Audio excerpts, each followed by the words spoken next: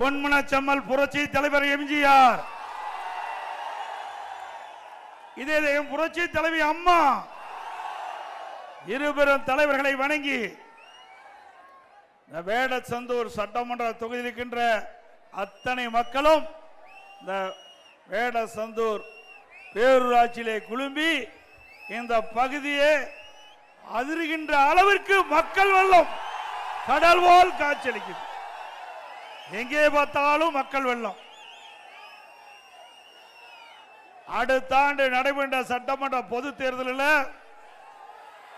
அனைத்து இந்திய அண்ணா திராவிட முன்னேற்ற கழக தலைமையிலே அமைக்கப்படுகின்ற கூட்டணி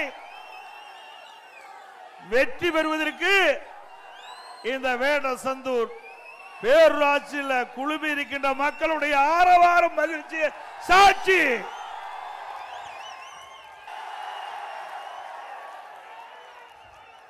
இன்றைக்கு திண்டுக்கல் மாவட்டம் அண்ணா திமுக கோட்டை வேடசந்தூர் சட்டமன்ற தொகுதி இந்த எழுச்சியின் மூலமாக வெற்றி பெற்று விட்டது. திமுக ஆட்சிக்கு வந்து 4 ஆண்டு காலம் நிறைவு பெற்று 5வது ஆண்டு அடியடித்து வைத்திருக்கின்றது. இந்த 4 ஆண்டு காலத்தில் வேடசந்தூர் சட்டமன்ற தொகுதி மக்களுக்கு ஏதாவது ஒரு பெரிய திட்டத்தை கொண்டு வந்திருக்கிறாங்களா? இல்ல. அனைத்து இந்திய அண்ணா திராவிட முன்னேற்ற கழகம் ஆட்சி இருக்கின்ற பொழுது இந்த திண்டுக்கல் மாவட்ட மக்களுடைய கோரிக்கை, இங்கே பிரம்மாண்டமான மருத்துவக் கல்லூரி மருத்துவமனை வேண்டும் என்று கேட்டீர்கள். சுமார் 350 கோடி ரூபாய் மதிப்பீட்டிலே அற்புதமான அரசு மருத்துவக் கல்லூரி மருத்துவமனை கொண்டு வந்து இங்க இருக்கின்ற ஏழை மக்களுக்கு அந்த அரசு மருத்துவமனையின் மூலமாக அற்புதமாக சிகிச்சை அளிக்கக்கூடிய மருத்துவமனையை கட்டிய அரசாங்கம் அண்ணா திமுக அரசாங்கம். சுமார் 350 கோடி. இன்றைக்கு அனைத்து இந்திய அண்ணா திராவிட முன்னேற்ற கழகம் ஆட்சி இருக்கின்ற பொழுது இதே போல தமிழ்நாட்டில் பல மாவட்டங்களில் அந்த மாவட்ட மக்களுடைய கோரிக்கை ஏற்று ஒரே ஆண்டில் 11 அரசு மருத்துவக் கல்லூரி மருத்துவமனை கொண்டு வந்து சாதனை படைத்தோம். அம்மா இருக்கிற போது 6 அரசு மருத்துவக் கல்லூரி மருத்துவமனை.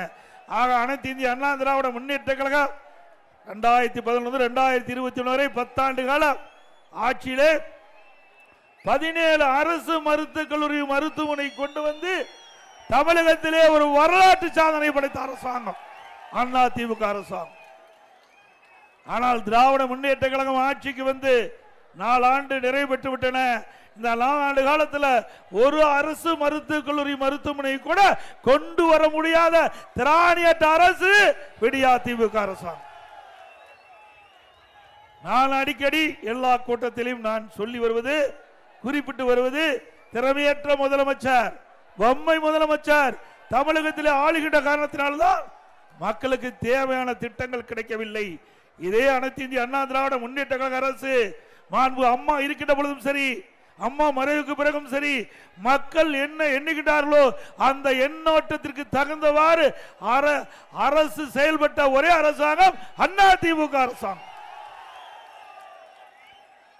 இன்றைய தினம் திராவிட முன்னேற்ற கழகம் ஆட்சிக்கு வருவது சட்ட ஒழுங்கு அடியோடு சீர்குலைந்து விட்டது. எங்கே பார்த்தாலும் போதைப் பொருள் விற்பனை அமோகமா நடக்குது. இந்த ஆட்சியால கட்டுப்படுத்த முடியவில்லை. திராவிட முன்னேற்ற கழகம் ஆட்சி பொறுப்பேற்று ஒரே ஆண்டில் இந்த போதைப் பொருள் நடமாட்டம் அதிகரித்து விட்டது. இந்த அரசுக்கு எச்சரிக்கை கொடுத்தோம். சட்டமன்றத்தில் தமிழகத்தில் போதைப் பொருள் விற்பனை அதிகமாகிவிட்டது, போதைப் பொருள் நடமாட்டம் அதிகமாகிவிட்டது, கட்டுப்படுத்த வேண்டும் என்று முதலமைச்சருடைய கவனத்திற்கு நாங்கள் கொண்டு வந்தோம். தொலைக்காட்சி வாயிலாக பேட்டி கொடுத்தோம், அறிக்கையின் வாயிலாக வெளிப்படுத்தினோம். ஆனால் விடியா திமுக அரசு அதை பற்றி கவலைப்படவில்லை. இன்றைய தினம் முதலமைச்சர் தொலைக்காட்சியின் வாயிலாக கருத்தை தெரிவிக்கின்றார். இளைஞர்களே, போதையின் பாதையில் செல்லாதீர்கள் என்று நாங்கள் சொல்லுகின்ற பொழுது இந்த போதை பொருள் நடமாட்டத்தை கட்டுப்படுத்தியிருந்தால் இன்றைய தினம் இந்த செய்தியை முதலமைச்சர் வெளியிட அவசியம் ஏற்பட்டிருக்காது. ஆனால் பிரதான எதிர்க்கட்சி என்ற முறையில் நாங்கள் குறிப்பிடுவதை, நாங்கள் சொன்னதை அவள் அலட்சியமாக எடுத்துக் கொண்டதின் விளைவு இன்றைக்கு பள்ளியிலே படிக்கின்ற மாணவர்கள், இளைஞர்கள், பொதுமக்கள் இந்த போதைப் பொருளுக்கு அடிமையாகி, கஞ்சா போதைக்கு அடிமையாகி இன்றைக்கு சீரழியக்கூடிய காட்சி தமிழகத்திலே பார்க்கின்றோம். இப்படிப்பட்ட ஆட்சி தொடர வேண்டுமா? இன்றைக்கு இந்த போதை ஆசாமியால் இன்றைக்கு பெண்களுக்கு பாதுகாப்பு இல்ல, சிறுமிக்கு பாதுகாப்பு இல்ல, முதியோர் அவர்களுக்கும் பாதுகாப்பு இல்ல. இன்றைக்கு கஞ்சா போதை ஆசாமிகள் கொலை, கொள்ளை, திருட்டு, வழிப்பறிவு, பாலியல் சீண்டல் ஈடுபடுவதால் தமிழகம் தலைகீழாக இந்த ஆட்சியிலே மாறிவிட்டது. இன்றைக்கு மக்களுக்கு பாதுகாப்பு இல்லாத சூழ்நிலை, குறிப்பா பெண்களுக்கு பாதுகாப்பு இல்லாத சூழ்நிலை. இப்படிப்பட்ட ஆட்சி தொடர வேண்டுமா? ஒரு ஆவல ஆட்சி நடைபெற்றுக் கொண்டிருக்கிறது. இன்றைய தினம் உங்களுடைய மாவட்டம் பத்திரிகையில் வந்த செய்தி, இன்றைக்கு பத்திரிகையில் வந்த செய்தி, திண்டுக்கல் துணை மேயர் மகன் போதைப்பொருள் நுண்ணறிவு போலீசார் அழைப்பு கெட்டி. தலைப்புச் செய்தி, யார்? திமுக கட்சி சேர்ந்த நிர்வாகிகளுடைய குடும்பத்தை சேர்ந்தவர்கள், திமுக கட்சி சேர்ந்த நிர்வாகிகள் இந்த போதைப் பொருள் விற்பனைக்கு உடந்தையாக இருந்த காரணத்தினால்தான் இந்த அரசாங்கம் போதைப் பொருள் நடமாட்டத்தை தடுக்க முடியவில்லை. இன்றைக்கு அந்த பத்திரிகையில் வந்த செய்தி, அதை நீங்கள் தெரிந்து கொள்ள வேண்டும். இன்றைக்கு எந்த அளவுக்கு இந்த போதைப் பொருள் நடமாட்டம் தமிழகத்தில் அதிகரித்திருக்கிறது என்பதை இந்த மக்களுக்கு இந்த நேரத்தில் தெரிவிப்பது எங்களுடைய கடமை. திண்டுக்கல் துணை மேயர் மகனுக்கு பெங்களூர் போதைப் பொருள் நுண்ணறிவு பிரிவு போலீசார் செவ்வாய்க்கிழமை அழைப்பானை வழங்கினார். திண்டுக்கல் மகராட்சியில் துணை மேயர் ராஜப்பா, இவர் திமுக மாநகர செயலாளராக பொறுப்பு வகித்து வருகிறார். இவரது மகன் கார்டினல் இமானுவேல் கட்டுமான நிறுவனம் நடத்துகிறார். திண்டுக்கல் மாநகர திமுக பொறியாளர் அணி துணை அமைப்பாளராக உள்ளார். இவர்கள் திண்டுக்கல் கிழக்கு ஆரோக்கிய மாதா தெருவில் வசித்து வருகிறார். இதே பகுதியைச் சேர்ந்த கனலாடு இமானுவேல் நிறுவனத்தின் பணிபுரிந்து வந்ததாக கூறப்படுகிறது. இவர் மீது போதைப் பொருள் விற்பனை செய்வதாக குற்றச்சாட்டு இருந்ததாக கூறப்படுகிறது. இது பத்திரிகையில் வந்த செய்தி. வேண்டுமென்றே திட்டமிட்டு திமுக கட்சியை சேர்ந்தவர்கள் இன்னைக்கு அனைத்து இந்திய அண்ணா திராவிட முன்னேற்ற கழகத்தைச் சேர்ந்த பிரதான எதிர்க்கட்சி தலைவர் திரு எடப்பாடி பழனிசாமி திட்டமிட்டு பொய்யான செய்தி வெளியிடுவார் என்று குறிப்பிடுவார்கள். அதற்கு ஆதாரமாகத்தான் இதை எங்களிடத்திலே காண்பித்து இந்த பத்திரிகையில் வந்த செய்தியை நான் படித்து காட்டினேன். ஆக தமிழகத்திலே போதைப் பொருள் விற்பனை திமுக நிர்வாகிகள் துணை நிற்க என்பது வெட்ட வெளிச்சம். இப்படிப்பட்ட அவல ஆட்சி தொடர வேண்டுமா? அதோட இன்றைய தினம் தமிழகத்தில் இன்னைக்கு பத்திரிகையில் பார்த்திருப்பீங்க, தமிழ்நாட்டினுடைய கல்வி வளர்ச்சியை பாராட்டுவதற்காக தெலுங்கானா முதலமைச்சர் தமிழ்நாட்டுக்கு வந்திருக்கிறார். எது? தமிழ்நாட்டுடைய கல்வி வளர்ச்சியை பாராட்டுவதற்காக தமிழ்நாட்டுக்கு தெலுங்கானா முதலமைச்சர் சிறப்பு அழைப்பாளர் வந்திருக்கிறார். அப்படியா தமிழ்நாட்டில் கல்வி வளர்ச்சி உயர்ந்திருக்குது? இன்றைய தினம் திராவிட முன்னேற்ற கழக ஆட்சிக்கு பிறகு பள்ளியில் சேர்க்கின்ற சேர்க்கை எண்ணை குறைந்து விட்டது. பள்ளியில் சேர்க்கப்படுகின்ற சேர்க்கை எண்ணை குறைந்து விட்டது. அதோட இன்றைக்கு அரசு பள்ளியிலே ஆசிரியர் பற்றாக்குறை, முழுமையான ஆசிரியர் இல்ல. கல்வி கேட்பதற்கு தேவையான, கல்வி போதிப்பதற்கு தேவையான ஆசிரியர்கள் இந்த ஆட்சியிலே நியமிக்கப்படவில்லை. அது மட்டுமல்ல, உச்ச நீதிமன்றம் அண்மையில் ஒரு தீர்ப்பு வழங்கப்பட்டு விட்டது. இன்றைக்கு ஆசிரியர் தகுதி தேர்வு தேர்ச்சி பெறாத 1 லட்சம் ஆசிரியர்கள் தகுதி தேர்வு எழுதி அவள் தேர்ச்சி பெற வேண்டும் என்று ஒரு தீர்ப்பை அளிக்கப்பட்டு விட்டது. இதனால் 1.5 லட்சம் ஆசிரியர்கள் மன உளைச்சல் இருக்கிறாங்க. அவர்களுக்கு இந்த அரசாங்கம் என்ன செய்ய போகுது என்று இதுவரை அறிவிக்கப்படவில்லை. இப்படிப்பட்ட நிலையில தமிழகத்தில் கல்வி வளர்ச்சி அதிகமாக இருப்பதாக ஒரு தவறான செய்தி வெளியிட்டு இன்றைக்கு போட்டோ ஷூட் அதையெல்லாம் ஏற்படுத்தி விளம்பரமான அரசு இன்றைக்கு மக்களை ஏமாற்றி கொண்டிருக்கின்றது. அது மட்டுமல்ல, இன்னைக்கு ஆரம்ப பள்ளியில் பார்த்தீங்கன்னா, அரசாங்க ஆரம்ப பள்ளியில் பார்த்தீங்கன்னா 5ஆம் வகுப்பு மாணவன் 3ஆம் வகுப்பு படிக்கின்ற அந்த பாடத்தை படிக்க முடியல.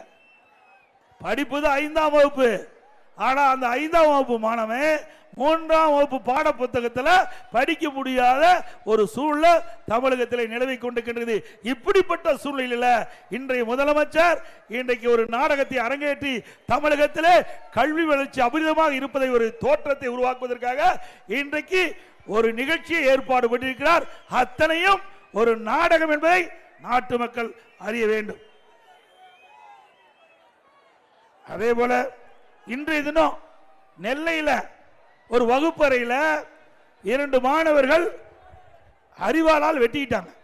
பள்ளிக்கு எதுக்கு போறாங்க? படிக்க போறாங்க. இப்ப அண்மையில் பள்ளிக்கூடத்துக்கு அருவாளை தூக்கிட்டு போறோம்.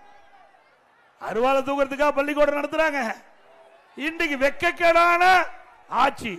இதுக்கு தமிழகத்தில் கல்வி வளர்ச்சி அபரிதமாக இருப்பதாக ஒரு தோற்றத்தை இன்றைக்கு தமிழ்நாடு அரசு இன்றைய முதலமைச்சர் இன்றைக்கு வெளிப்படுத்திட்டு இருக்கிறார். அத்தனையும் பொய் என்பதை இந்த நேரத்தில் தெரிவிக்க விரும்புகிறேன்.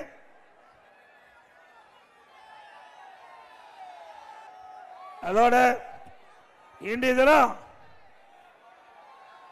தொழில்துறை அமைச்சர் ஒரு அறிவிப்பை வெளியிட்டார். ஒரு வெற்றி காயத்தை அறிவிச்சு ஒரு வெள்ளை காயத்தை காட்டி இதுதான் வெள்ளை அறிக்கைன்னு சொல்றார்.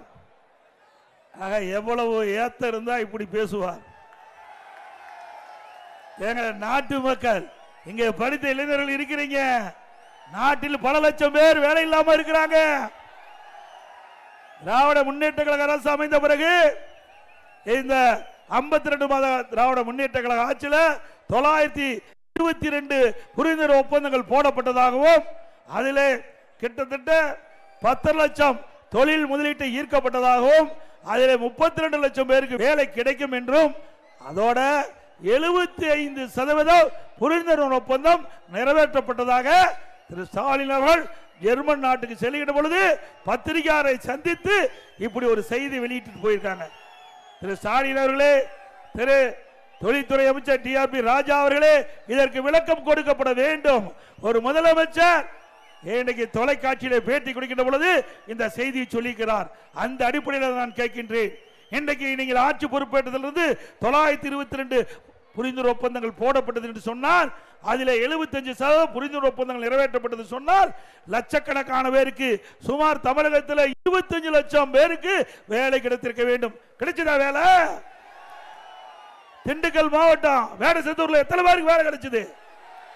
ஆனா ஸ்டாலின் பேசுறாரு 77%, 32 லட்சம் பேர்ல 77% புரிந்துணர்வு ஒப்பந்தம் நிறைவேற்றப்பட்டு சொன்னால் 32 லட்சம் பேருக்கு வேலை கிடைக்கும் என்று சொன்னால் அதில் 75% பார்க்கின்ற பொழுது 25 லட்சம் பேருக்கு தமிழகத்திலே விடியா திமுக ஆட்சியிலே இன்றைக்கு இந்த தொழில்துறை மூலமாக வேலை கிடைத்திருக்க வேண்டும். அத்தனை பொய் செய்தானே, பொய்யா தானே செய்தி வெளியிட்டாரு. இதற்கு பிரதான எதிர்க்கட்சி அனைத்து இந்திய அண்ணா திராவிட முன்னேற்ற கழகம், அது மக்களால் அங்கே கொடுத்திருக்கிறீங்க. பிரதான எதிர்க்கட்சி மக்களுடைய குரலை ஒலிக்க செய்ய வேண்டும், மக்களுடைய பிரச்சனைகளை எடுத்து சொல்ல வேண்டும். அதுதான் பிரதான எதிர்க்கட்சியுடைய பணி. அந்த நோக்கத்திலே நான் தெரிவித்தேன். இன்றைக்கு திரு ஸ்டாலின் அவர்களே, உங்களுடைய ஆட்சியிலே இன்றைக்கு 10 லட்சம் கோடி தொழில் முதலீட்டு ஈர்க்கப்பட்டதாகவும் 922 புரிந்துணர்வு ஒப்பந்தம் போட்டதாகவும் நீங்கள் வெளியிட்டிருக்கீங்களே, அதற்கு வெள்ளை அறிக்கை வேண்டும். வெள்ளை அறிக்கை வேணும்ல, நீங்க தெரிஞ்சுக்க வேணும்ல.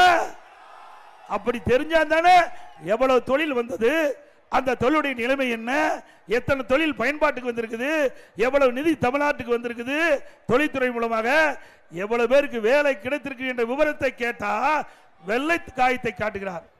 திரு டிஆர்பி ராஜா அவர்களே, உங்களுடைய ஆட்சி வெற்றி விளம்பர ஆட்சி என்பதை நீங்கள் வெள்ளை காயத்தை காட்டி நிரூபித்து விட்டீர்கள். ஆக கிராமத்தில் சொல்லுவாங்க, சட்டியில் இருந்தா தானே ஆப்பில வரும். அங்க ஒண்ணுமே இல்லையே, வெள்ளை காய்த்தான் காட்டி ஆகணும். உண்மைதானே? இருந்தா தானே இன்னென்ன திட்டத்தை இன்னென்ன தொழிற்சாலை கொண்டு வந்தோம், இன்னென்ன தொழிற்சாலை இந்த நிலையில இருக்குது, இந்த தொழிற்சாலை பயன்பாட்டுக்கு வந்திருக்குது, அதனால இவ்வளவு பேருக்கு வேலை கிடைத்திருக்கு உண்மை செய்தியை இன்றைக்கு பத்திரிகையின் வாயிலாக வெள்ளை அறிக்கையின் வாயிலாக வெளியிட்டு இருப்பாங்க. ஆனா இந்த ஆட்சியில அத்தனையும் பொய். பொய்யை தவிர்த்து வேற எதுவுமே இந்த ஆட்சியில பார்க்க முடியாது. அது மட்டுமல்ல, ஒரு புள்ளி விவரத்தை இந்த நேரத்தில் குறிப்பிட ஆக வேண்டும். இன்னைக்கு தொழிற்சாலையுடைய எண்ணிக்கை தமிழ்நாட்டில் பர்சன்டேஜ் 2019-20 ஒர்க்கர் கவுண்ட் பர்சன்டேஜ் 16.91%.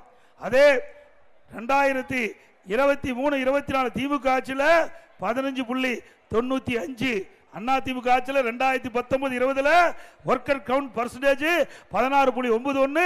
திமுக ஆட்சியில் 2023-24 அதோடைய பர்சன்டேஜ் 15.95, குறைஞ்சுதான் இருக்குது. அதே போல 2019-20 ஃபேக்டரி கரண்ட் பர்சன்டேஜ் 15.75. அதே போல 2023-24 ஃபேக்டரி கரண்ட் பர்சன்டேஜ் 15.42. ஆக எங்க உங்களுடைய ஆட்சியில் தொழிற்சாலை அதிகமா வந்து வேலை அதிகமாக கிடைச்சிருக்குது? அத்தனையும் பொய் செய்தி வெளியிட்டு மக்களை ஏமாற்றி ஒரு நாடகத்தை இந்த விடியா திமுக அரசு இன்றைக்கு நடத்தி வருகிறது என்பதை நாம் புரிந்து கொள்ள வேண்டும் என்று நேரத்தில் கேட்டுக்கிறேன். அது மட்டுமல்ல, இன்றைக்கு வேடசந்தூர் பகுதி இன்றைக்கு நூற்பாலைகள் நிறைந்த பகுதி. இந்த நூற்பாலையில் தான் பல்லாயிரக்கணக்கான பேருக்கு வேலை கிடைக்குது. இன்றைக்கு இந்த நூற்பாலை பல்வேறு பிரச்சனையில சந்திச்சிட்டு இருக்குது. விடியா திமுக ஆட்சிக்கு மின் கட்டண உயர்வு கடுமையா உயர்ந்திருக்குது. அதனால இந்த நூல் மில்லாம் இன்றைக்கு மூடுகின்ற அபாயம் ஏற்பட்டிருக்கு. இந்த ஆட்சியில தொழிலாளர் வேலை இழக்கின்ற அபாயம் இந்த ஆட்சியிலே பார்க்கப்படுகிறது. ஆனால் திராவிட முன்னேற்ற கழகம் ஆட்சிக்கு வருவதற்கு முன்பு எவ்வளவு வாக்குறுதிகளை கொடுத்தாங்க, எந்த வாக்குறுதியும் இதுவரைக்கும் நிறைவேற்றப்படல. சுமார் திராவிட முன்னேற்ற கழகம் ஆட்சிக்கு வந்தால் 525 அறிவிப்புகள் நிறைவேற்றப்பட்டதாக தேர்தல் நேரத்தில் வாக்குறுதி கொடுத்தாங்க. அதுல 98% வாக்குறுதி நிறைவேற்றப்பட்டதா இன்றைய முதலமைச்சர் ஸ்டாலின் அவர்கள் குறிப்பிட்டார். அது நிறைவேற்றது உண்மையா? அத்தனையும் பொய் தானே. எங்கெல்லாம் கிராம சூழ்ந்த பகுதி, இதுல 100 நாள் வேலை திட்டம் 150 நாளா உயர்த்தினாங்களாமா? பொய் தானே. அறிக்கையில் வந்தது செய்தி பொய் தானே. 100 நாள் வேலை திட்டத்தில் பணிபுரிந்த தொழிலாளிக்கு முழுமையா சம்பளங்களோட கொடுக்க முடியாத வக்கீலாளர் அரசாங்கம் திமுக அரசாங்கம். அத்தனை ஏழை தொழிலாளிகள் அதை அந்த 100 நாள் வேலை திட்டத்திலே வருகின்ற சம்பளத்தை வைத்துத்தான் அவள் குடும்பத்தை நடத்த வேண்டும். அப்படி ஏழை தொழிலாளிகளுக்கு கூட முழுமையான அளவு அவருடைய சம்பளத்தை கொடுக்க முடியாத அவல ஆட்சி திமுக ஆட்சி. இதே அனைத்து இந்திய அண்ணா திராவிட முன்னேற்ற கழகம் இருக்கின்ற பொழுது அவர்களுக்கு அந்த 100 நாள் வேலை செய்கின்ற அந்த தொழிலாளிக்கு குறிப்பிட்ட காலகட்டத்தில் வங்கிக்கு பணம் போய் சேரும். அது அண்ணா திமுக ஆட்சியினுடைய திறமை. அதோட அனைத்து இந்திய அண்ணா திராவிட முன்னேற்ற கழகம் ஆட்சி இருக்கின்ற பொழுது நம்முடைய விவசாய பெருமக்கள் நிறைந்த பகுதி. ஆனால் விவசாயத்திற்கு தண்ணீர் முக்கியம். அந்த தண்ணீர் விவசாயிகளுக்கு நிலையா கிடைக்க வேணும், குறைவில்லாம கிடைக்க வேணும். அப்பதான் விவசாய பணிகள் மேற்கொள்ள முடியும். விவசாயிகளும் சரி, விவசாய தொழிலாளிகளும் அவர்களுக்கு வேலை கிடைக்க வேண்டும் என்று சொன்னால் அவர்களுக்கு நீர் முக்கியம். அந்த நீரை கொடுப்பதற்காக அனைத்து இந்திய அண்ணா திராவிட முன்னேற்ற கழக அரசு குடிமராமத்து திட்டத்தை கொண்டு வந்து ஏரி குளம் எல்லாம் தூர்வாரணும். அது முழுக்க முழுக்க விவசாய பங்களிப்போடு இந்த திட்டத்தை நாங்கள் நிறைவேற்றி கொடுத்தோம். அதனால குடிமராமத்து திட்டத்தின் மூலமாக அந்த விவசாயிகள் அந்த ஏரியில் அள்ளப்படுகின்ற வண்டமன் அவருடைய விளைநிலங்களுக்கு இலவசமாக கொடுத்தோம். ஒரு பக்கம் ஏரி ஆழமாச்சு, வண்டன் மண் விவசாயிய நிலத்திற்கு உரமா பயன்படுத்துது, இயற்கை உரமா பயன்படுத்துது, நல்ல விளைச்சல் கிடைச்சது. மழை காலத்தில் பெய்கின்ற நீர் முழுவதும் சேமித்து கோடை காலத்தில் நிலத்தி நீர் உயர்ந்து விவசாயத்திற்கு தேவை நீர் கிடைத்தது. இது அண்ணா திமுக சாதனை. அப்படி ஏதாவது ஒரு சாதனை நிகழ்த்தியிருக்காங்களா?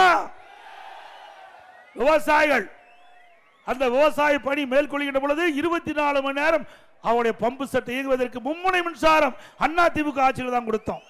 மும்முனை மின்சாரம் எந்த நேரத்திற்கு விவசாயம் சென்றாலும் அவருடைய மின் மோட்டரை இயக்கலாம். அது அண்ணா திமுக ஆட்சியுடைய சாதனை. அதோட ஒரே 5 ஆண்டில் 2 முறை விவசாயிகள் தொடக்க வேளாண் கூட்டுறவு கடன் சங்கத்தில் வாங்கிய பயிர்கடன் தள்ளுபடி செய்யப்பட்ட அரசாங்கம் அண்ணா திமுக. 2 முறை பயிர்கடன் தள்ளுபடி செஞ்சோம். இயற்கை சீற்றம் வறட்சி வந்தா அதுக்கு வறட்சி நிவாரணம் கொடுத்தோம். அதனால புயல் வெள்ளம் இப்படி வருகின்ற போது விவசாயம் பாதிக்கின்ற பொழுது அவர்களுக்கு வறட்சி நிவாரணம் கொடுத்தோம். அதே போல நம்முடைய விவசாய தொழிலாளிகள் ஏழைகள் இரவென்றும் பகல் என்றும் பாராமல் உழைக்கின்ற அந்த விவசாய தொழிலாளிக்கும் அண்ணா திமுக ஆட்சியில் பல திட்டங்களை கொண்டு வந்து நாங்கள் நிறைவேற்றினோம். அதுல பசு வீடுகள் கொடுத்தோம், விலையில்லா கறவை மாடு, விலையில்லா ஆடு எல்லாம் அண்ணா திமுக ஆட்சியில் கொடுக்கப்பட்டோம். உழவர் பாதுகாப்பு திட்டம் பல திட்டத்தில் அவளுக்கு நன்மை கிடைச்சது. இது அதிமுக ஆட்சியில் செய்த சாதனை. அது மட்டும் இல்ல, கிராமத்திலிருந்து நகர வரை ஏழை குடும்பத்தில் பிறந்த முதியோர்கள், உழைக்கும் திறனற்ற முதியோர்கள் அவர்களுக்கு அம்மா இருக்கின்ற பொழுது 500 ரூபாயிலிருந்து மாதந்தோறும் 1000 ரூபாய் முதியோர் உதவித்தொகை வழங்கப்பட்டது. அதை அனைத்து இந்திய அண்ணா திராவிட முன்னேற்ற கழக அரசு இருந்த பொழுது அந்த ஏழை குடும்பத்தில் பிறந்த அந்த முதியோர்கள் பல பேர் விடுபட்டு விட்டார்கள். அவர்கள் முழுவதற்கும் தமிழ்நாட்டில் இருக்கின்ற அனைவருக்கும் அந்த முதியோர் உதவித்தொகை கிடைக்க வேண்டும் என்று கோரிக்கை வைத்தார்கள். அந்த கோரிக்கையின் அடிப்படையில் சட்டப்பேரவை விதி 110 கீழ் ஒரே நேரத்தில் 5 லட்சம் பேர்களுக்கு முதியோர் உதவித்தொகை வழங்கப்படும் என்று அறிவிப்பு கொடுத்து சுமார் 4,85,000 முதியோர்களுக்கு முதியோர் உதவித்தொகை வழங்கிய அரசாங்கம் அதிமுக அரசாங்கம். அதேபோல கொரோனா காலத்தில் மக்களுக்கு வேலை கிடையாது, கடுமையா பாதிக்கப்பட்டாங்க. அப்படி மக்கள் பாதிக்கப்படக்கூடாது என்பதற்காக ஓராண்டு ரேஷன் கடையில் விலையில அரிசி கொடுத்தோம், விலையில சக்கரை கொடுத்தோம், விலையில எண்ணெய் கொடுத்தோம், குடும்பத்துக்கு 1000 ரூபாய் பணமும் கொடுத்தோம்ல. அதோட பொங்கல், அந்த ஆண்டு பொங்கல் வந்தது, தைப்பொங்கல் வந்தது. அந்த தைப்பொங்கலை முன்னிட்டு எல்லா குடும்பத்துக்கும் 2500 ரூபாய் அதிமுக ஆட்சியில் கொடுத்தோம்லங்க. மக்கள் சந்தோஷமா தைப்பொங்கல் கொண்டாடினாங்கல்ல. அது மட்டும் இல்ல, அந்த காலகட்டத்தில் பள்ளிகள் மூடப்பட்டது, கல்லூரிகள் மூடப்பட்டது. அதனால மாணவ செல்வங்கள் ஓராண்டு வீணாகிவிட்டது என்று மன உளைச்சல் இருந்தாங்க. அந்த மன உளைச்சல் இருந்து மக்களை மீட்டெடுக்க வேண்டும் என்ற அடிப்படையில் கல்லூரியில் படிக்கின்ற மாணவர்களுக்கு ஆன்லைன்ல வகுப்பு, ஆன்லைன்ல தேர்வு, நல்ல முறையில் தேர்வு எழுதி பட்டம் பெற்றார்கள். மாணவர்கள் பள்ளியில படிக்கின்ற மாணவருக்கு ஆல் பாஸ் போட்டு கொடுத்தோம். மாணவர்களாக தான் சரி, தொழிலாளர்களாக தான் சரி, விவசாயியாக தான் சரி, அனைவருக்கும் பொதுவான அரசாக இருந்தது அனைத்து இந்திய அண்ணா திராவிட முன்னேற்ற கழக அரசு. இன்றைய தினம் உங்களுக்கு நல்லா தெரியும், 10 ரூபாய்னா யாருடைய ஞாபகம் வருது? 10 ரூபாய் பாலாஜி. கரூருக்கு தான் போறேன், அடுத்த கூட்டம் கரூருக்கு தான் போறேன். ஆக இன்னைக்கு தமிழகத்தில் சுமார் 6000 மதுக்கடை இருக்குது. ஒரு மதுக்கடையில் ஒரு பாட்டிலுக்கு 10 ரூபா அதிகமாக வாங்குறாங்கல்ல. இப்படி 52 மாதம் திராவிட முன்னேற்ற கழக ஆட்சியில் மதுக்கடையில் ஒரு பாட்டிலுக்கு 10 ரூபா அதிகம் வாங்குறதுனால ஒரு மாசத்துக்கு ஒரு நாளைக்கு 1.5 கோடி பாட்டில் டாஸ்மாக் கடையில் விற்குது. அப்படி 10 ரூபா ஒரு பாட்டிலுக்கு வாங்குறதுனால ஒரு நாளைக்கு 15 கோடி இன்றைக்கு மேலிடத்துக்கு போயிட்டு இருக்குது. 15 கோடி ஒரு மாசத்துக்கு 450 கோடி, வருஷத்துக்கு கிட்டத்தட்ட 5400 கோடி. 4 ஆண்டுல கிட்டத்தட்ட 22,000 கோடி இந்த டாஸ்மாக் கடையிலிருந்து மேலிடத்துக்கு போயிருது. இப்படி ஊழல் அரசாங்கம் தொடர வேண்டுமா? சிந்திச்சு பாருங்க. ஒரு 10 ரூபா வாங்கினதுலே இவ்வளவு கொள்ளையடிக்கிறாங்க. அப்புறம் பத்திரப்பதிவுக்கு போனீங்களா உடனே பதிவு செய்ய மாட்டாங்க. அதுக்கு ஒரு ரேட், எவ்வளவு தொகை ரிஜிஸ்டர் பண்றாங்களோ அதுக்கு தகுந்த மாதிரி கமிஷன். இன்னைக்கு ஒரு 50 லட்சம் ரூபாய்க்கு நீங்க போய் ஒரு சொத்து வாங்கினா அதுக்கு 10% 5 லட்சம் ரூபாய் அங்க சம்பந்தப்பட்டவர்களுக்கு வழங்கப்பட வேண்டும். நடக்குதில்ல? உண்மைதானே? அதே போல இன்றைக்கு பேரூராட்சி, நகராட்சி தமிழ்நாட்டில் எல்லா பகுதியிலும் மின் கட்டணம் கடுமையா உயர்ந்து போச்சு. இன்றைக்கு அதிமுக ஆட்சியில் மின் கட்டணம் எப்படி, திமுக ஆட்சியில் மின் கட்டணம் என்ன என்பதை நீங்கள் எண்ணி பார்த்தாவே புரிஞ்சுக்குவீங்க. திமுக ஆட்சிக்கு வந்த பிறகு 67% மின் கட்டணம் உயர்ந்து போச்சு. 67% மின் கட்டணம் உயர்ந்து போச்சு. இந்த பேரூராட்சி, நகராட்சி பகுதியெல்லாம் இன்றைக்கு குடிநீருக்கு வரி, குப்பைக்கு வரி, வீட்டு வரி 100% உயர்ந்து போச்சு. கடை வரி 150% உயர்ந்து போச்சு. இவ்வளவு வரி உயர்வும் திமுக ஆட்சியில் தான் இருந்தது என்பதை நீங்க எண்ணி பார்க்க வேண்டும்.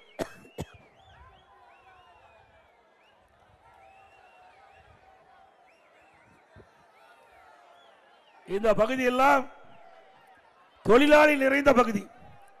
அந்த தொழிலாளிகள் இன்றைக்கு பல்வேறு பிரச்சனைகளை சிரமப்பட்டுக் கொண்டிருக்கிறாங்க. விலைவாசி விண்ணை முட்டுகின்ற அளவுக்கு உயர்ந்து போச்சு. நீங்க பார்த்தீங்கன்னா இந்த புள்ளி விவரத்தை பார்த்தாலே உங்களுக்கு தெரியும். ஒரு அரசாங்கம் அமைக்கப்பட்டால் குறிப்பா ஏழை மக்களை காப்பாற்ற வேண்டும். ஏழை மக்களுக்கு எப்பொழுது பிரச்சனை இருக்கிறதோ அந்த பிரச்சனையை அதை தீர்க்க வேண்டும். அதுதான் ஒரு நல்ல அரசாங்கத்துக்கு அடையாளம். ஆனா திமுக ஆட்சியில் அப்படி இல்லை. இன்றைக்கு விண்ணை முட்டுகின்ற அளவுக்கு விலைவாசி உயர்ந்து போச்சு. இதை பற்றிலாம் இந்த அரசு கவலைப்படல. இதுக்கு உதாரணம், அதிமுக ஆட்சியில் பச்சரிசி சாப்பாட்டு அரிசி 1 கிலோ 50 ரூபாய்க்கு வித்துது. திமுக ஆட்சியில் 77 ரூபாய்க்கு விற்குது. 1 கிலோ 27 ரூபா அதிகம். பொன்னி புழுங்கல் அரிசி 1 கிலோ அதிமுக ஆட்சியில் 50 ரூபா, திமுக ஆட்சியில் 72 ரூபா 22 ரூபா அதிகம். இட்லி புழுங்கல் அரிசி 1 கிலோ அதிமுக ஆட்சியில் 30 ரூபா, திமுக ஆட்சியில் 48. கடல் எண்ணெய் 1 கிலோ அதிமுக ஆட்சியில் 130, திமுக ஆட்சியில் 190. 1 கிலோ 60 ரூபா கடல் எண்ணெய் அதிக விலை. நல்லெண்ணெய் 1 கிலோ 250 ரூபா அதிமுக ஆட்சியில், திமுக ஆட்சியில் 400 ரூபா அதிகமாக 150 ரூபா திமுக ஆட்சியில் உயர்ந்திருக்குது. துவரம் பருப்பு 1 கிலோ அதிமுக ஆட்சியில் 74 ரூபா, திமுக ஆட்சியில் 130 ரூபா. 1 கிலோ துவரம் பருப்பு திமுக ஆட்சியில் 56 ரூபா அதிகம். உளுத்தம் பருப்பு 1 கிலோ அதிமுக ஆட்சியில் 79 ரூபா, திமுக ஆட்சியில் 120 ரூபா. 1 கிலோ 41 ரூபா அதிகம். அப்புறம் மற்றதெல்லாம் பொருள் மளிகை சாமான்கள் அத்தனையும் 40% உயர்வு. இப்படி விலை உயர்வால் ஏழை மக்கள் பாதிக்கிறாங்க. அதை விலை குறைப்புக்கு எந்த அரசு ஏதாவது நடவடிக்கை எடுத்திருக்குதா? இதே அனைத்து இந்திய அண்ணா திராவிட முன்னேற்ற கழக ஆட்சி இருக்கின்ற பொழுது, இப்படி உணவுப் பொருள் விலை உயர்கின்ற பொழுது, எந்த உணவுப் பொருள் விலை அதிகமாக விற்கிதோ அந்த உணவுப் பொருள் எந்த மாநிலத்தில் விலை குறைவாக இருக்கிறதோ அங்க போய் கூட்டுறவுத்துறை மூலமாக கொள்முதல் செஞ்சு வந்து தமிழ்நாட்டுக்கு விற்பனை செஞ்சு அந்த விலை உயர்வை சரி செய்வோம். இது அதிமுக ஆட்சியுடைய நிலை. அது மட்டுமல்ல, விலை கட்டுப்பாட்டு நிதி என்று 100 கோடி கூட்டுறவுத்துறைக்கு வழங்கணும். இந்த 100 கோடி வைத்து அனைத்து இந்திய அண்ணா திராவிட முன்னேற்ற கழக ஆட்சியில் இந்த உணவுப் பொருள் விலை உயர்ந்த பொழுது அதை கட்டுப்படுத்திய அரசாங்கம் அதிமுக அரசாங்கம். ஏழைகளை பாதுகாத்த அரசாங்கம் அதிமுக அரசாங்கம். அது மட்டுமில்லாம இன்றைய தினம்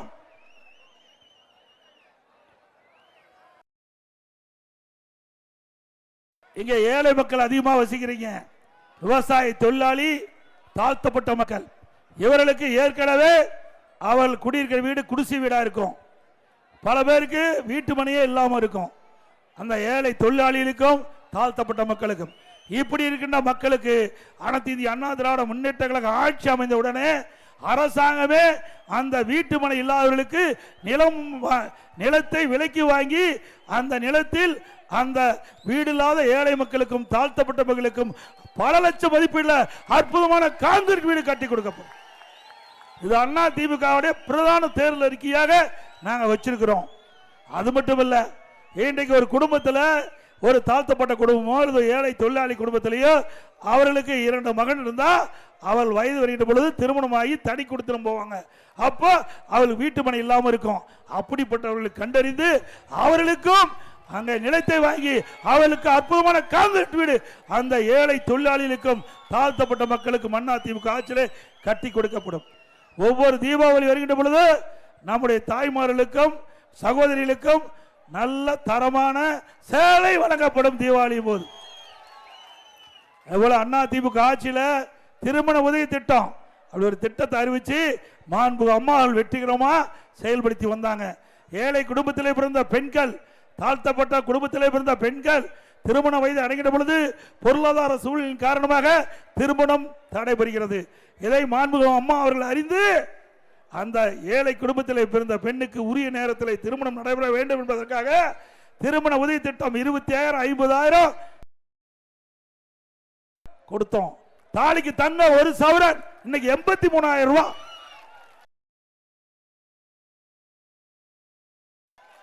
இன்னைக்கு விடியா திமுக அரசு நிறுத்தப்பட்டு விட்டது. தமிழ்நாட்டில் அதிமுக ஆட்சி 10 ஆண்டு, அதுல 12 லட்சம் பேருக்கு திருமண உதவி திட்டத்தின் கீழ் திருமண உதவி தொகை தாலிக்கு தங்கம் வழங்கிய அரசாங்கம் அதிமுக அரசாங்கம். மீண்டும் அதிமுக ஆட்சி உங்களுடைய பேர் ஆதரவால் அடுத்த ஆண்டு சட்டமன்ற தேர்தலில் வெற்றி பெற்று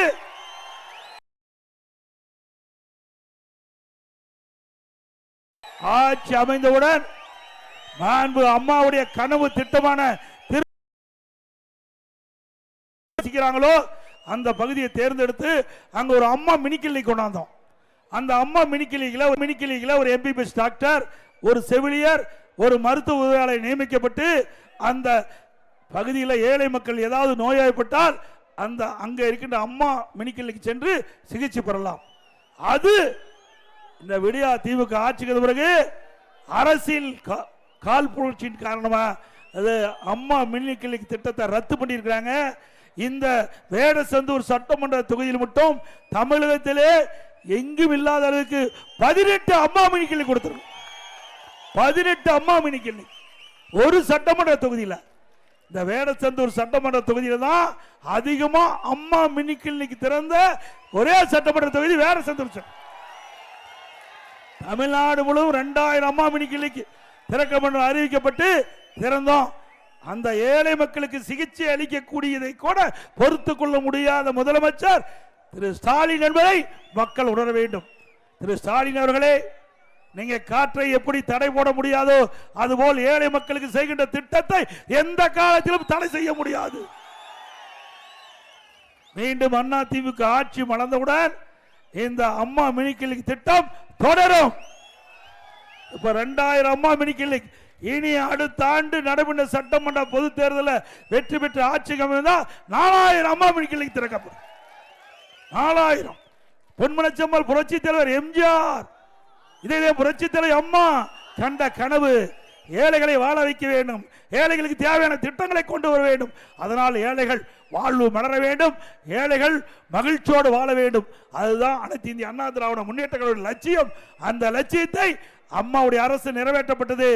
மீண்டும் அம்மாவுடைய ஆட்சி மலர்ந்தவுடன் இந்த விடியா திமுக அரசு நிறுத்தப்பட்ட திட்டங்கள் அனைத்தும் தொடரும். அதோட நம்முடைய மாணவர்கள் எனக்கு திறமையான மாணவர்களை உருவாக்க வேண்டும். அதற்கு நம்முடைய அம்மா இருக்கின்ற பொழுது நம்முடைய அரசு பள்ளியை படிக்கின்ற மாணவ செல்வங்கள் அவர்கள் ஏழைப்பட்ட மாணவர்களாக இருப்பாங்க. நடுத்தர குடும்பத்தில் இருக்கிறது தான் அதிகமாக அரசு பள்ளியை படிக்கின்ற மாணவ செல்வங்கள். அவர்களை திறமையான மாணவர்களாக உலகத்தரத்திற்கு ஏற்ற கல்வி வேலை வாய்ப்பை பெறுகின்ற அளவிற்கு கல்வித்தரத்தை உயர்த்த வேண்டும் என்ற அடிப்படையில் லேப்டாப் கொடுத்தோம். தமிழ்நாட்டில் 52,30,000 பேர் மாணவி கொடுத்தோம். அதற்காக 7,300 கோடி நிதி ஒதுக்கீடு செய்யப்பட்டது அண்ணா திமுக ஆட்சியில். அதையும் விடியா திமுக அரசு நிறுத்தப்பட்டு விட்டது. மீண்டும் அண்ணா திமுக ஆட்சி மலர்ந்தவுடன் இந்த நிறுத்தப்பட்ட நம்முடைய அரசு பள்ளியை படிக்கிற மாணவ செல்வங்கள் திறமையான மாணவர்களை உருவாக்குவதற்கு லேப்டாப் திட்டம் தொடரும். அதை கொண்டாந்து நடைமுறைப்படுத்துவோம்.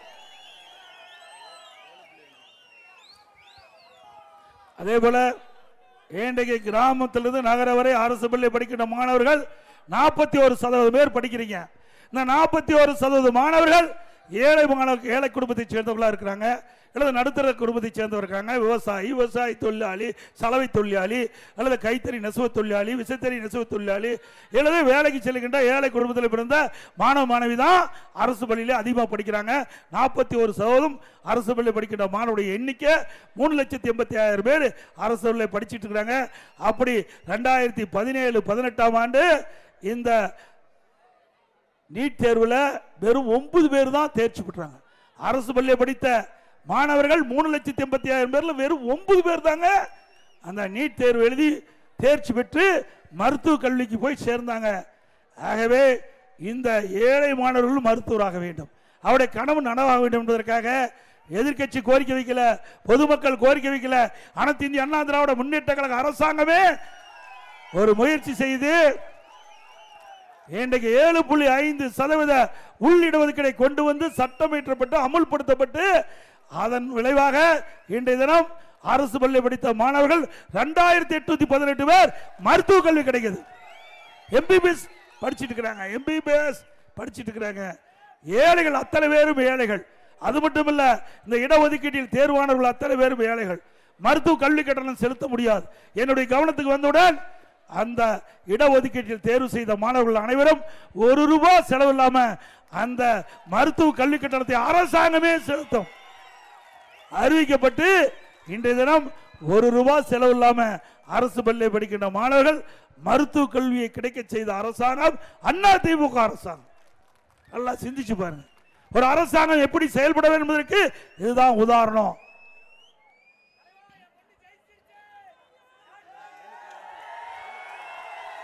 பாருங்க, 7.5 ஒரு சாதாரண குடும்பத்தை சேர்ந்த ஒருவர் இங்கேயே குரல் கொடுத்துட்டார். இதுதான் அதிமுக. அதிமுக அரசாங்கம். பூசாரி அவருடைய நன்றிப்பா. அது மட்டும் இல்ல, இப்ப உங்களுடன் ஸ்டாலின் ஒரு விளம்பரத்தை அடிச்சு இப்ப ஊர் ஊரா வந்திருப்பாங்க நினைக்கிறேன். வந்தாங்களா? பேரூராட்சி நகராட்சியெல்லாம் வந்தான்னு சொன்னாங்க. இதுல 46 பிரச்சனை இருப்பதாக இந்த விளம்பரத்தாரில் அச்சிட்டு வெளியிட்டுக்கிறாங்க. இந்த 46 பிரச்சனைகளை உங்களுக்கு எந்த பிரச்சனை இருக்கிறதோ அந்த பிரச்சனையை மனுவா எழுதி சம்பந்தப்பட்ட உங்க வீடு வீடா வந்து விசாரிக்கின்ற அலுவலர்கிட்ட கொடுத்தீங்களா, அந்த அலுவலர் கொண்டு போய் அந்த மனுவை சம்பந்தப்பட்ட துறைக்கு அனுப்பி தீர்வு வழங்கலாம். இது நடக்குமா? அத்தனையும் நாடகம். இதையெல்லாம் அடுத்த ஆண்டு நடைபெறுகின்ற சட்டமன்ற பொது தேர்தலில் உங்களை ஏமாற்றி உங்களுடைய வாக்களை பெறுவதற்காக திரு ஸ்டாலின் மாடல் அரசு இப்படிப்பட்ட ஒரு நாடகத்தை அரங்கேறியிருக்கிறது. இதே போலதான் நான் முதலமைச்சர் இருந்த பொழுது திரு ஸ்டாலின் அவர்கள் எதிர்க்கட்சி தலைவராக இருந்தார். அப்ப ஊர் ஊரா போனாங்க. இங்க இருக்கிற திரு அண்ணா ஐ பெரியசாமி அவர்களும் திரு சக்கரபாணி அவர்களும் ஊர் ஊரா போனாங்க. அப்ப எம்எல்ஏ இருந்தாங்க. ஊர் ஊரா போய் அங்க ஒரு பெட்ஷீட்டை விரிச்சு போட்டு அதுல உதயநிதி ஸ்டாலின் அங்க மேடையில் வந்துட்டாரு. பாவம் ஐ பெரியசாமி மூளையில குறை வச்சுட்டாங்க. நான் பாருங்க, உண்மையா நான் பார்த்தேன், பத்திரிகையில் பார்த்தேன், தொலைக்காட்சியில் பார்த்தேன். அவர் ஒரு மூலையில் குறை வச்சுட்டு உதயநிதி ஸ்டாலின் அந்த கூட்டத்தை நடத்துறாரு. அங்கே இருக்கிற மக்கள், அந்த ஊர் மக்களை எல்லாம் அழைச்சி ஒரு பெட்ஷீட்டை போட்டு அமர வச்சு உங்களுக்கு என்ன பிரச்சனை இருக்குது, அந்த பிரச்சனை இருந்தால் சொந்த பிரச்சனை இருந்தாலும் சரி ஊர் பிரச்சனை இருந்தாலும் சரி ஒரு மனுவில் எழுதி நான் கொண்டு வந்த பெட்டியில் போடுங்க. அந்த பெட்டியை பூட்டி சீலை வச்சு பத்திரமா நாங்கள் வீட்டில் எடுத்துக்கொண்டு வச்சிருந்து திமுக ஆட்சிக்கு பிறகு சீலை உடைச்சு பெட்டியை தீர்ந்து உங்களுடைய மனுவை எடுத்து படிச்சு பார்த்து தீர்வு கணங்குறாங்க. தீர்வு வேண்டாங்களா? அப்படி தீர்வு கண்டிருந்தா எதுக்கு 46 பிரச்சனையை நீ இருக்குன்னு நீங்க கண்டுபிடிச்சிருக்கீங்க? அது மட்டும் இல்ல, நீங்க சொன்ன மாதிரி இந்த மனு வாங்கினாங்க. சரி, இந்த மனு அரசாங்கத்தை நம்பி கொடுக்குறாங்க. ஓ, ஸ்டாலின் அறிவிச்சிட்டாரு, இனியாவது இந்த அரசாங்கம் திருந்து மக்களுடைய பிரச்சனை தீர்க்கப்படும் என்று மக்கள் இந்த அரசாங்கத்தை நம்பி ஸ்டாலின் அவருடைய வார்த்தையை நம்பி மனுவா எழுதி கொடுத்தாங்க. இந்த மனு எங்க கிடக்குது?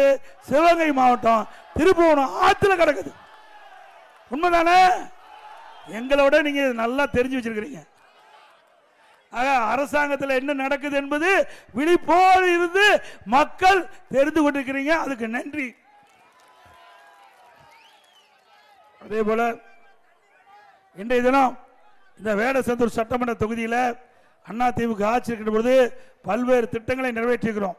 இது எதற்காக சொல்கிறேன் என்றால், இன்றைய முதலமைச்சர் ஸ்டாலின் அவர்கள் அனைத்து இந்திய அண்ணா திராவிட முன்னேற்ற கழக 10 ஆண்டுகள் ஆட்சியில் எந்த திட்டத்தையும் நிறைவேற்றவில்லை என்ற ஒரு தவறான செய்தியை பரப்பி வரார்.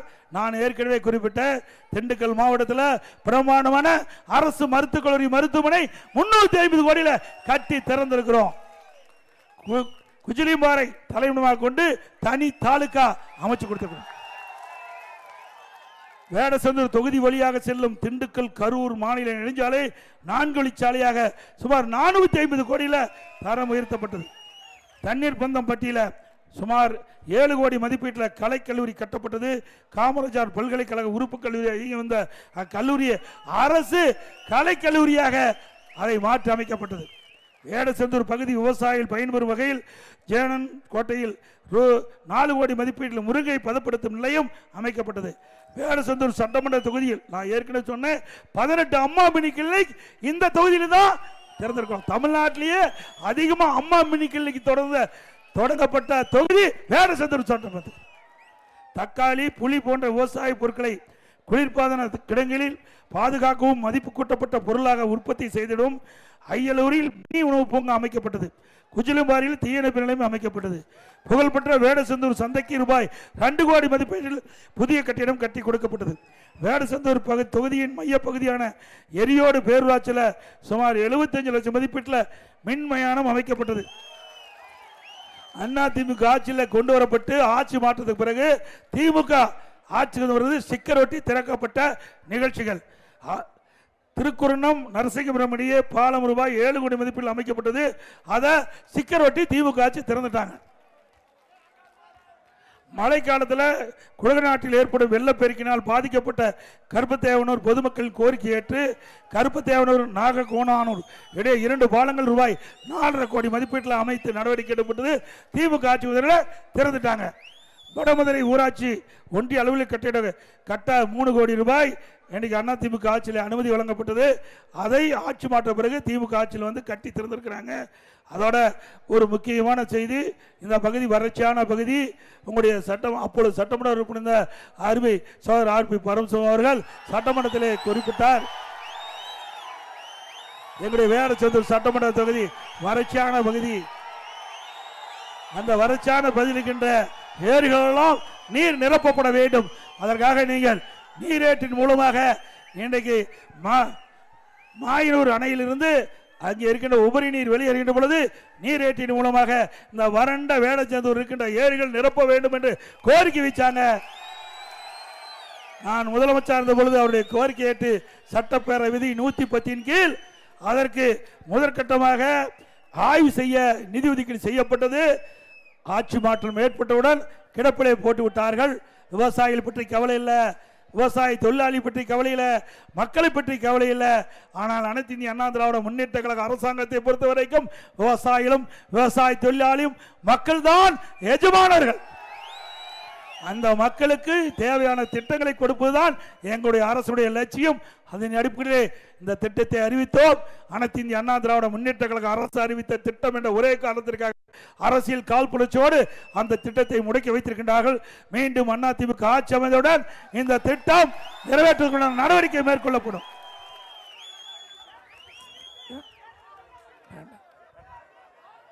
அதேபோல குஜிலியம்பாறை ஆரம்ப சுகாதார நிலையத்தை தரம் உயர்த்தி தாலுகா மருத்துவமனையாக மாற்றுவோம் என வாக்குறுதி அளித்தாங்க. திமுக ஆட்சியில் வாக்குறுதி அளித்தாங்க, நிறைவேற்றல. அண்ணா திமுக ஆட்சி வந்தவர்கள் அந்த வாக்குறுதி நிறைவேற்றப்படும்.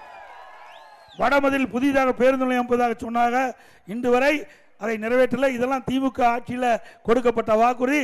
அவரை விட்டாலும் அண்ணா திமுக ஆட்சி வந்தவர்கள் உங்களுடைய கோரிக்கை நிறைவேற்றப்படும். அந்த பேருந்து நிலையம் அமைத்து கொடுக்கப்படும். 2026ஆம் ஆண்டு நடைபெற்ற சட்டமன்ற பொதுத் தேர்தலில் அனைத்து இந்திய அண்ணா திராவிட முன்னேற்ற கழக தலைமையிலே அமைக்கப்படுகின்ற கூட்டணியுடைய வெற்றி வேட்பாளர் அவருக்கு இரட்டல் சின்னத்திலே வாக்களித்து வெற்றி பெற செய்யுங்கள். மக்களை காப்போம், தமிழகத்தை மீட்போம். மக்களை தமிழகத்தை மக்களை தமிழகத்தை மக்களை தமிழகத்தை ஸ்டாலின் மாடல் அரசு, ஃபெயிலியர் மாடல் அரசு. Bye bye Stalin.